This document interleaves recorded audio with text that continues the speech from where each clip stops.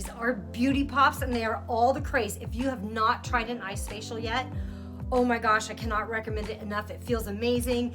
It just feels like, oh, it feels so good on your skin. And I love ice. Ice is such a good underutilized tool that I think we have in our toolbox when it comes to the beauty department, right? So I'd like to thank Beauty Pops for sending these to me to review. I really do appreciate it. These were really easy to mix together.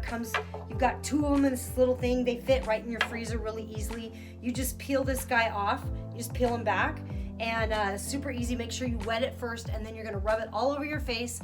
Really easy. You're gonna see me here do it, and once you've got it all over your face, let it sit for about 5 to 10 minutes. It works as a mask, and it's like a nice refresher in the morning if you want to do it before you put your makeup on, or at night before you go to bed. Get some extra love and extra beauty rest and all that stuff. So really good. Again, thank you so much. I'm super excited about my partnership because I love stuff like this, and this is just beautiful. It's called the Glow Enzyme Frozen Facial, and that ice facial, it just feels so good and so amazing on your skin.